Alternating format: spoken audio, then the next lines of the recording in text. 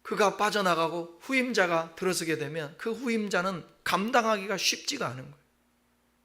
자기에 맡겨진 역할들만 하면 될 것이고, 함께 모든 사람이 분산해서 맡은 바 일들을 감당하면서 모두 다 소중하게 여기고. 교회에서 누가 제일 높아요? 그래도 들은 풍어는 있어서 목사라고 얘기 안 해. 그 애들은 교회 주인이 뭐냐 그러면 우리 주일 학생들 옛날에 설교할 때면 목사님이요 그런다고. 목사님이요. 목사가 주인이 아니죠. 우리 주님이 주인이시고, 지난주에 되게 말씀드렸지만 그 다음에 주인감은 여러분들 아니겠습니까? 여러분이 주인의식을 가지고, 목회자도 한 자리에 역할을 하는 것이고, 각자에 다 주어진 자리에 이 주일날 여러분이 와서 하나님을 예배하는 이것도 여러분의 역할 아니겠습니까? 또 하나 예를 들어 드리겠습니다. 어린 시절 부모의 칭찬으로 넌 특별해라는 말을 자주 들은 아이가 자랐어요. 항상 사람들에게 인정받아야 가치가 있다고 느꼈습니다. 그러다가 대학을 진학했어요. 더 빛나는, 더 공부도 잘하는 친구들을 보면서 그의 인정 욕구는 더 커졌습니다. 여러분, 사람이라는 게 다 용량이 있어요. 그래서 옛말에 어른들이 뭐라고 그랬죠? 너의 주제라는 표현은 조금 좀 과하고 분수를 알아라. 주제도 하지만 분수를 알아라. 저는 어디 가든지 분수를 합니다. 저는 누울 자리를 보고 다리를 뻗습니다. 어디를 가든지 잘난 체 하지 않습니다. 어디를 가든지 죽는 소리 먼저 합니다. 거기서부터 올라가는 게 나아요. 잘난 체 하지 마세요. 내가 하면 다 해결된다. 그러지 말라고. 그러면 번아웃 돼요. 그래서 이 젊은이가 우울증에 빠지게 됐어요. 내가 나를 사랑한다가 아닌 사람이 나를 사랑해줘야 한다라는 왜곡된 자기 사랑이었음을 보여주는 것이죠. 목회도 마찬가지입니다. 이제는 저도 이제 나이가 됐고, 올해 목회 벌써 몇 주년이에요? 올해가? 이야, 제가 제 인생에서 반평생을 여기서 살았어요. 일산에서. 제일 오래 살았네. 벌써 여기서 그렇게 오래된 거예요, 내가. 야, 그래도 은혜죠? 여러분들은 여러분이 주어진 그런 삶들을 만족하시나요? 항상 인정받고 싶은 생각? 지금은 그런 거 없다고 그러면 또 거짓말인 것 같고, 상당히 내려맞은 것 같아. 지금은 누가 나를 인정해 주는가, 내가 어디에서 어떤 역할을 하는가 보다 더 중요한 것은 하나님 앞에서 내가 어떤 모습일까? 공동체란 뒤 사람들 앞에서 나를 믿음을 가진 목사로서 어떤 평가를 할까? 그런 본질적인 그런 것이 더 중요한 것 같아.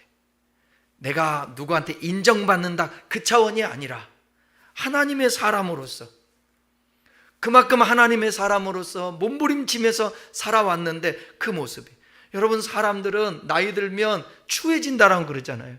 어린아이가 되어진다고 그러잖아요. 자꾸 욕심이 생기고 노역이 생기고 자기중심이 된다고 그러잖아요. 그리고 나이 들면, 젊었을 때는 안 그랬는데 나이 들면 한마디에 상처를 많이 받아요. 서운해한단 말이에요. 그러지는 않는가? 여러분, 너무 사람들 앞에서 과신하고 인정받고 존경받고 추앙받고 하려고 하는 그런 마음들이 좀 내려졌으면 좋겠습니다. 왜? 우리 주님도 그랬으니까. 이 땅에 온 것은 섬김을 받거나 대접받으려 한 것이 아니라 섬기러 왔다고 얘기하지 않았습니까? 바울이 빌립보 교회에 보낸 편지는 바로 이런 사람들의 내면을 향한 말씀입니다. 그래서 그는 이렇게 시작하잖아요. 같은 마음을 같이하여 같은 사랑을 가지고 뜻을 합하라. 이 말씀은 단순히 잘 지내라는 말이 아니에요. 너희 안에 있는 왕과 왕좌 싸움을 멈추라는 호소입니다. 그리고 그의 해답을 제시하죠. 5절에서 너희 안에 이 마음을 품으라 곧 그리스도 예수의 마음이니. 본문에서 바울이 가르치는 것은 그리스도 안에서의 자기 비움입니다. 예수님은 하나님과 동등됨을 취할 것으로 여기지 아니하시고 오히려 자기를 비워라고 말씀하고 있습니다. 사도 바울은 자기를 사랑하는 자기 중심 벗어나는 유일한 방법이 뭔가 그것을 제시해요. 그것은 우리 안에 있는 자기 중심이라는 왕자를 무너뜨리고 다른 분을 모셔야 되는 거예요. 그 자리에 내가 왕이 아니라 그분이 누구라고요? 그분이 예수님입니다. 내가 주인 삼은 모든 것 내려놓고 그분이 구주와 임금이 된 거예요. 우리의 구주와 임금이에요. 여러분, 구주만 생각하면 안 돼요. 구주라는 것은 우리의 죄를 사하시고 우리의 구원자가 되셨다. 주인이시다. 더 한 단계 넘어가서 하나님의 나라가 임했으니까 그분이 임했다라는 거예요. 예수님이. 그 예수님이 우리를 통치하는 거예요. 우리의 왕이 되시는 거예요. 그 내 마음의 중심에 누가 왕이냐? 내가 왕이 아니에요. 주님이 왕이에요. 예수님이 이 땅에 오신 것은 야, 아담 이후로 왕 노릇했던 그런 삶을 널 봤지? 이제 바꿔 주인을. 내가 왕이야. 그래서 회개하라. 천국이 가까웠느니라. 간다고 하지 않고 온다고 얘기하잖아요. 간다고 얘기하지 않고 천국을 간다고 얘기하지 않고 온다고 얘기하지 않습니까? 그것은 주님의 통치를 말하는 거예요. 이제 바울의 권면을 통해서 자기중심의 왕자를 무너뜨리는 방법에 대해서 한번 살펴보겠습니다. 자, 1, 2절 읽겠습니다. 1, 2절 큰 소리로 읽겠습니다. 시작. 그러므로 그리스도 안에 무슨 권면이나 사랑의 무슨 위로나 성령의 무슨 교제나 긍휼이나 자비가 있거든 마음을 같이하여 같은 사랑을 가지고 뜻을 합하여 한 마음을 품어. 여기 그러므로라는 접속사로 시작하지 않습니까? 1장에서 말한 너희가 이미 복음에 합당한 생활과 공동체의 일치를 명령받았고 고난 중에서도 믿음을 지키고 있으니 라는 그 의미를 포함하고 있습니다. 이러한 전제 위에 바울은 빌립보 교회가 하나 되기 위해서 필요한 내면적이고 실천적인 동기들을 제시하는데 자기 중심의 왕자를 무너뜨리기 위해서는 자기에서 다른 사람으로 또는 공동체로 방향을 바꿔야 된다는 거예요. 바꿔야. 그게 진짜 주님을 왕으로 모신 사람들의 모습이 그곳에서 나타난다는 것입니다. 바울은 우리가 이미 누리고 있는 4가지 놀라운 영적 축복을 열거해요. 그리스도 안에서 위로와 권면, 2번째는 사랑의 격려, 3번째는 성령 안에서의 깊은 교제, 4번째는 우리를 향한 하나님의 긍휼과 자비가 그것이에요. 이런 놀라운 영적 축복을 받았어요. 이건 복이라니까. 근데 이거를 복으로 여기지 않아. 우리는 보통 좀 물질적인 것들, 눈에 보이는 것들, 손에 잡히는 것들을 그걸 축복으로 알고 있는데 이 말씀은 우리에게 던지는 질문과 같습니다. 너희가 이 엄청난 은혜를 정말로 경험했다면 그 결과는 무엇이어야 하겠느냐? 자기 왕자에 앉은 사람은 이 모든 은혜를 나 자신의 만족과 기쁨을 위해서 사용합니다. 그러나 사도 바울은 그 은혜가 나에게서 멈추지 않고 공동체적 일치와 화합으로 흘러가야 된다는 거예요.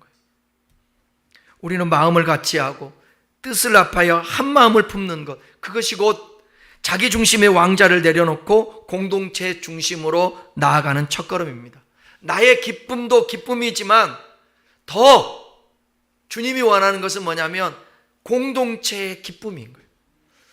제가 성경을 처음에 볼 때는 다 이게 개인화시켜서 나 중심적으로 개인에게 말씀한다고 이렇게 성경을 봤는데 오랜 시간 성경을 보고 목회를 하고 또 공부를 하고 하면서 성경은 창세기부터 계시록까지 계속해서 공동체를 얘기해요. 나가 아니라 함께, 더불어, 우리 공동체를 다 얘기하고 있는 것입니다. 하나님이 교회를 세운 그 궁극적인 목적도 함께라는 공동체를, 이 더불어 이 공동체를 위해서 교회를 세우신 거예요. 우리 주님 하나님조차도 삼위일체로 함께입니다. 3절 읽겠습니다. 3절 시작. 이 말 아무 일에든지 다툼이나 허영으로 하지 말고 오직 겸손한 마음으로 각각 자기보다 남을 낮게 여기고. 여기 자기 왕자를 지탱하는 두 기둥을 정확히 바울이 말씀합니다. 그것은 다툼과 허영입니다. 다툼은 남보다 앞서려고 이기적인 마음이고, 파벌을 만들고 자기를 높이려는 비열할 본성이 바로 다툼입니다. 허영은 뭐냐? 헛된 영광, 실체가 없음에도 자신을 과시하고 타인의 숭배를 갈망하는 자기애적 환상, 이게 허영입니다. 우리가 자기 왕자는 이 두 기둥 위에 세워진다라는 거예요. 자기애성을 가진 자는 끊임없이 자신을 가장 우월한 존재로 만들어야만 만족을 합니다. 인간 자체가 그래요. 그래서 르네 지라르가 이 프랑스 학자인데, 참 저는 그분의 한 말들을 이게 참 주옥같이 좋아하는데, 모방욕망이라고 얘기했는데, 전에도 말씀 한번 드렸었는데, 사람은 항상 나보다 다른 사람을 보고 욕망을 갖는 거예요. 여러분, 10,000원짜리 장난감과 1,000원짜리 장난감이 있다면 여러분들은 어떤 것을, 그냥 가격으로 따진다면 어떤 걸 선호하겠어요?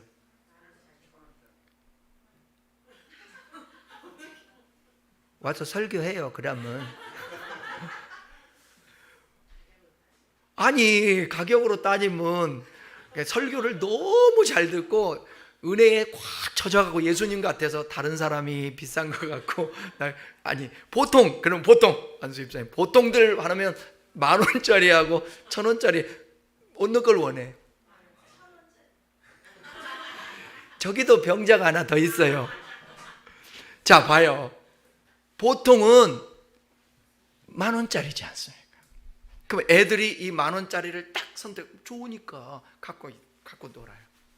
근데 어떤 애가 하나 1,000원짜리 장난감을 가지고 왔어요. 어떤 게 더 좋겠어요? 10,000원짜리, 1,000원짜리하고? 근데 이거 보고 10,000원짜리 팽개치고 그거 빼앗으려고 해요. 남의 게 좋은 거예요. 이게 지라르가 얘기하는 모방욕망. 그래서 내 거는 보지 않아요. 내가 얼마나 소중한 존재인지. 내 안에 누가 계시는데? 주님이 계시잖아요. 내가 얼마나 소중한, 얼마짜리인데? 알기는 참 잘하시네. 살아가면서 보면 참, 나는 이게 뭐야, 예수님짜리가 아니라 호주머니에, 와 진짜 징해요. 돈이 10원도 없어, 내 호주머니에. 요즘은 현금들도 안 쓰니까 돈이 없어. 다 카드 갖고 다니지 않습니까? 그 카드도 어떤 사람은 체크카드 갖고 다니는 사람은, 신용카드 갖고 다니는 사람과 체크카드 가지고 사는 순간 어떤 사람이 더 부자일 것 같아요? 어떻게 그렇게 잘하세요? 신용카드는 할부, 외상이야. 이거 계속 카드로 한 서너 개만 있으면 1년 사는 건 문제가 안 돼요. 왜? 돌려막기 다 하잖아요. 그죠?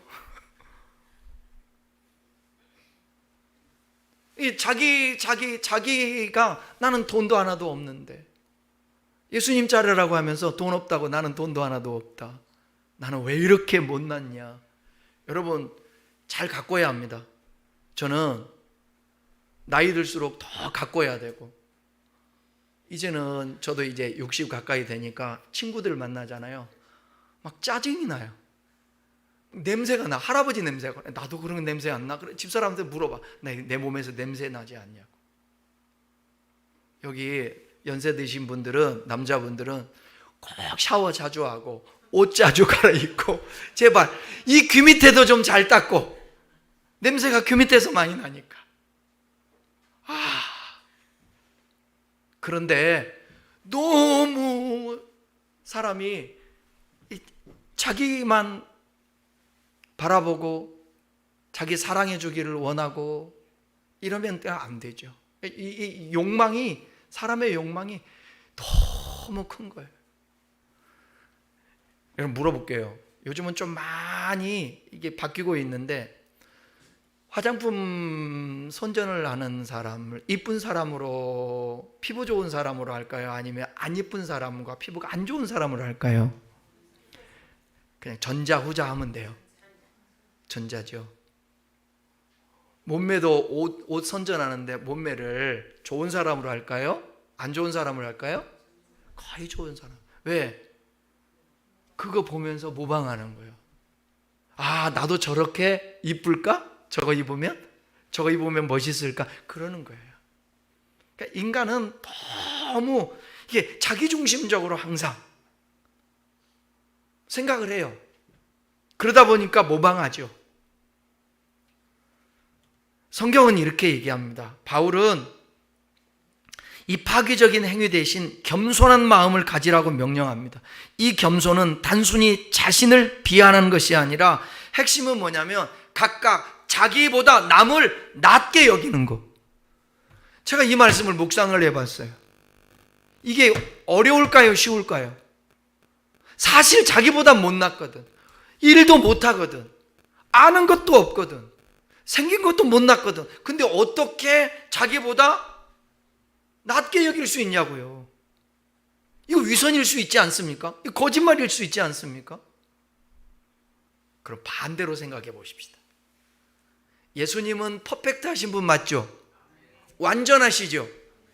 잘생겼는지는 모르지만 그분은 모든 면에서 완전하신 하나님이세요. 근데 그분이 우리를 뭐하러 오셨어요? 섬기러 오셨어요.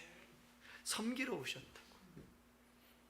그러니까 이렇게 생각하면 돼요. 아무리 못난 사람이라도 나보다 부족한 사람, 바보 같아도 직장에서도 마찬가지야. 아, 저 사람은 주님의 형상을 닮은 하나님의 창조의 작품인 한 인간으로서의 매우 소중한 사람이다. 그 영혼을 보면서 여러분 가치 있게 여겨야만이 자기보다 낮게 여길 수 있다라는 거예요. 하나님의 시선과 평가로 보라는 거예요. 내 눈으로 보지 말고. 이게 쉽냐고요. 이게 엄청 어렵죠. 주님이 쉬우면 말씀하지 않겠지. 어려우니까 그렇게 하라고 말씀하겠죠. 내가 아닌 상대방의 가치와 필요를 나 자신의 것보다 더 중요하게 여긴다라는 의지적 선택이 바로 남을 나보다 낮게 여기는 겁니다. 자기 왕자가 파괴되지 않고서는 우리는 결코 다른 사람을 나보다 낮게 여길 수 없어요. 4절 읽습니다. 4절 시작.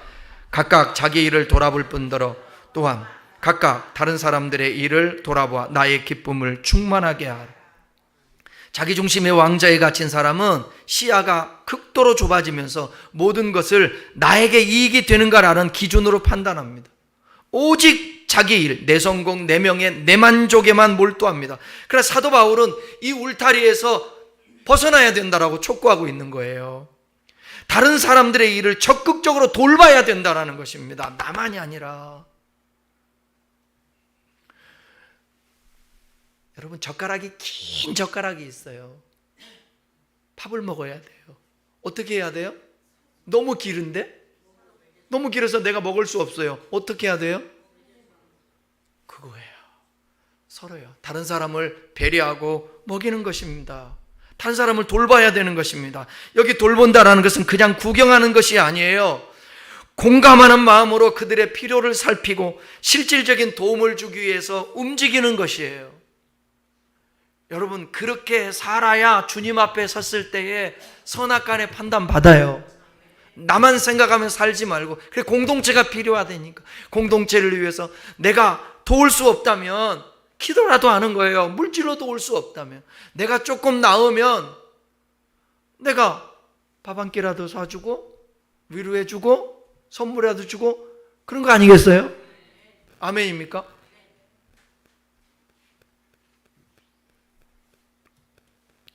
오 절 읽습니다. 5절 시작. 너희 안에 이 마음을 품으라. 곧 그리스도 예수의 마음이. 우리가 자기 왕자를 무너뜨리면 그 빈자리에 무엇으로 채워야 되겠어요? 주님으로 채워야죠. 바울은 선명하게 선언합니다. 그리스도 예수의 마음. 우리가 아무리 노력해도 이기적인 본성은 사라지지 않아요. 오직 예수 그리스도의 마음, 섬김과 희생의 정신으로 대체할 만한 진정한 이 변화를 가져오려면 예수님의 마음, 주님 앞에 기도해야 돼요. 호흡하면서 기도하는 것이요. 하나님의 아들 주 예수 그리스도시여, 나를 불쌍히 여겨주시고 이 안에 이 죄의 본성적인 이기적인 마음이 있습니다. 내 중심적인 마음, 자기애성적인 마음이 있습니다. 하나님 나를 긍휼히 여겨주시고 예수님의 마음을 품게 주님 말씀으로 채워주십시오. 반복적인 계속 기도와 주님과 교제가 있으면 그 상황이 되잖아요. 그러면 그렇게 실천할 수 있습니다. 이런 주님과의 친밀한 교제 속에서의 인격적인 기도를 안 하고 맨날 하나님 주십시오, 주십시오, 주십시오, 주십시오 기도하면 주님의 음성이 들리지를 않아요. 그래서 변화가 안 되는 것입니다. 주님이 역사하지 않는 것입니다. 따라 하십시다. 예수님, 내 안에 들어오셔서 주님의 마음을 가질 수 있도록 도와주세요. 이거를 부단히 기도할 수 있기를 바랍니다. 성숙해질 수 있도록. 6절 읽습니다. 6절. 그는 근본 하나님의 본체시나 하나님과 동등됨을 취할 것으로 여기지 아니하시고. 아주 중요한 말씀이에요. 예수님은 본질적으로 하나님과 똑같은 하나님의 본체이세요. 이 우주 만물에서 가장 높은 권세와 영광의 왕자에 앉아 계신 분입니다. 그러나 예수님은 그 하나님과 동등됨을 취할 것으로 여기지 않으셨다라는 거예요. 이것이 바로 자기중심적 특권의식에 대한 강력한 반박입니다. 우리는 늘 자신이 특별하고 당연히 대접받아야 한다고 주장하지만 예수님은 당연한 권리를 스스로 포기하셨습니다. 자기 왕자를 지키려 하기보다는 사랑을 이루기 위해서 포기했다라는 거예요. 여러분, 자기가 높을수록, 자기가 더 많이 할수록, 가질수록 자기보다 부족한 자들을 섬기고 그 앞에 한쪽 다리라도 굽히는, 여러분, 옛날에 왕이 어찌 어린아이에게 한쪽 무릎을 꿇고 눈을 마주치고 대화를 하고 그런 일이 어디 있겠습니까? 자기가 왕인데, 자기가 신인데. 요사이는 그렇지 않잖아요. 나는 그렇게 못해도 누군가 높은 사람이 그렇게 낮은 자세를 가지고 아이들하고 눈 맞추고, 얼마든지 비싼 옷을 입을 수 있고 좋은 차를 탈 수도 있는데, 그런데 저렴한 2월 상품 양복을 입고 2월 상품 양복을 입고 얼마든지, 그래서 중고차를 타도 그렇게 돈이 많아도 그런 사람 보면 뭐라고 얘기해요? 우리 교단에 이런 일이 있었어요. 군대에서 군목을 했었는데 군목에 군종감까지 대령까지 올라갔어요. 이제 목사님들은, 군대 목사님들은 별은 못 달아요. 거의 확률이 없는데 대령이 됐어요. 그래서 잘 사역을 하고 그 다음에 이제 퇴직을 했어요. 그럼 퇴직금이 나오겠죠? 그 다음에 또 뭐가 나와요? 우리가 좋아하는 거, 나이 들면 좋아하는 거 뭐가 나오겠어요? 연금이 아니야. 이거는 진짜 금금이야. 연금이 나오는데, 연금이 대령까지니까 벌써 30년 가까이 군 생활했으니 그 적겠습니까? 그죠? 그래서 교회에 부임을 했어요. 부임을 해서 사례비를 안 받아. 왜 안 받아? 그 자녀도 없어. 그러니까 연금으로 하는 거예요. 갔더니 교회가 크니까 차를 쫙, 제네시스 좋은 차를 쫙 뽑아줬어. 그랬더니 이거 무슨 짓이냐고, 차를 팔으라고. 그리고 모닝으로 바꿨어. 이제 교회 이제 리무진 차는 하나 있는데 이제 그걸 바꿨어. 그 동네에 난리가 난 거야. 이 교회에 블랙홀이 됐어. 성도들이 다 일로 몰려와. 와, 저런 목사님이 세상에 어디 있냐고. 그래서 그 동네 그 지역의 주변에 난리가 나서 목사님들 왜 난리가 나? 사례받기 사례 안 받아야 되고 차판 미치겠어 진짜. 그 사람은 그 사람 특별한 사람이지. 돈 있잖아. 쓸 데도 없고 다. 아니 모닝으로 바꿨어. 진짜 중요한 데 갈 때는 뭐 타고 가면 돼? 교회 카니발 리무진 타고 가면 되잖아. 그 필요하면 교회에서 빌면서 나 저기 사례비 안 받았으니까 100만 원만 주세요. 이러겠어요? 그런데도 사람들은 그것도 얼마나 귀합니까, 여러분? 그 목사님 귀하잖아요. 그분이 원래가 귀하신 분이에요. 자기가 가지고 있는 여기 신장 있잖아요. 하나 이름도 모르고 아무도 모르는 사람에게 신장까지 띄워줬던 그런 분이에요. 아주 귀하신 분이죠. 그러니까 사람들은 누구나 다 그러한 검소하고 낮아지고 내려놓고 섬기고 이런 걸 원하는 거예요. 그게 원 모습이에요. 우리는 못하지만, 나는 못하지만 다른 사람은 그랬으면 좋겠는데 예수님이 그렇게 하셨다고요. 그리고 하는 말이 바울이 너희도 이와 같이 자신을 낮춰야 된다. 예수님처럼. 7절 8절 함께 읽겠습니다. 오히려 자기를 비워 종의 형체를 가지사 사람들과 같이 되셨고 사람의 모양으로 나타나사 자기를 낮추시고 죽기까지 복종하셨으니 곧 십자가에 죽으심이라. 예수님의 낮아지심은 극단적인 거예요. 자기 비우심, 케노시스라고 얘기하죠. 신적인 영광과 특권을 스스로 내려놓으셨어요. 여러분의 영광과 특권을 내려놓을 수 있을 만큼의 마음이 있어야 된다고 주님은 바울을 통해서 얘기해요. 종의 형체 가졌대요. 가장 낮은 신분, 종. 죽기까지 복종. 낮아지심의 최종 단계는 뭐냐면 가장 수치스럽고 고통스러운 십자가의 죽음이에요. 누가 그렇게? 예수님이. 내 뜻이 아닌 아버지의 뜻에 대한 완전한 복종을 상징하는 게 십자가예요.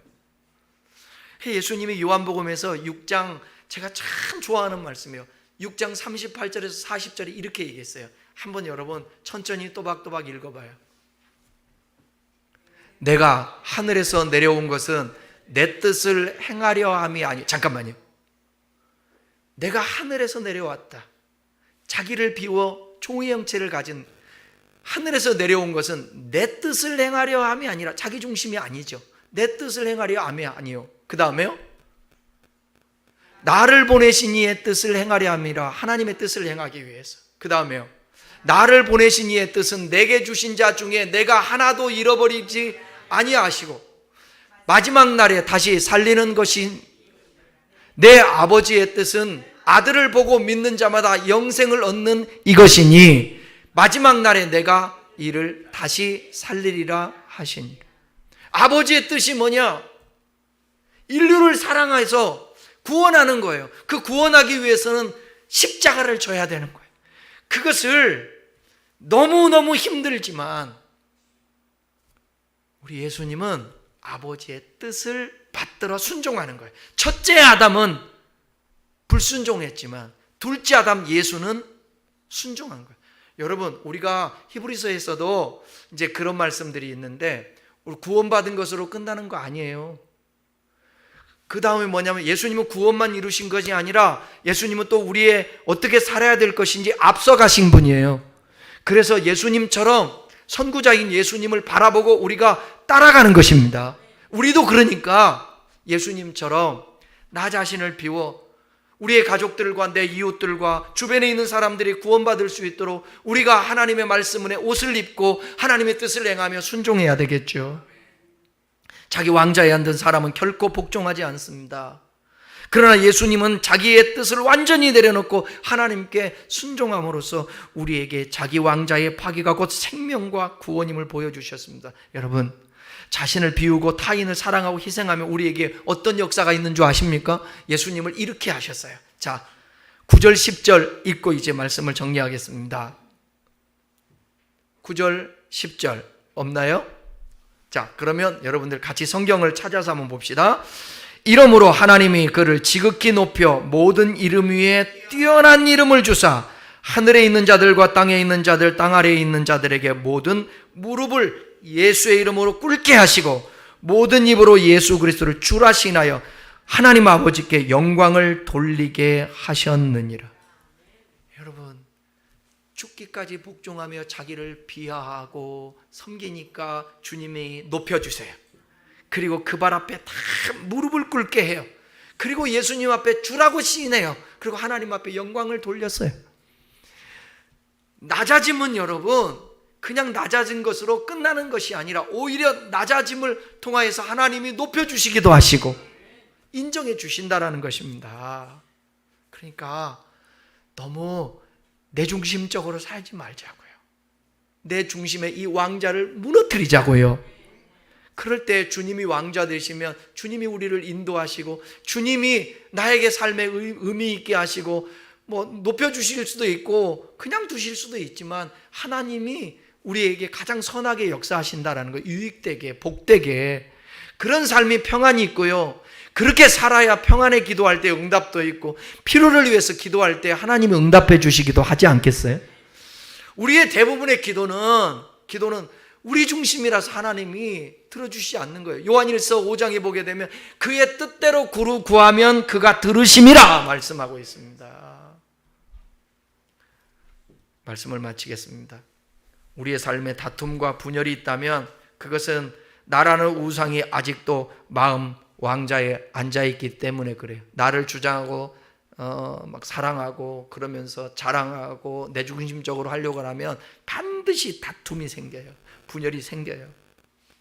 우리가 예수 그리스도를 믿는다라는 것은 그분이 우리 안에 들어오셔서 자기 중심이라는 왕자를 완전히 무너뜨렸음을 의미하는 것입니다. 오늘 십자가의 종이 되신 예수님을 바라보면서 그분이 우리를 구원하시기 위해 기꺼이 자기 왕자를 무너뜨린 것처럼 우리도 우리의 왕자를 무너뜨리고 우리 안에 예수님을 주인으로 모시고 왕으로 모셔 드리십시다.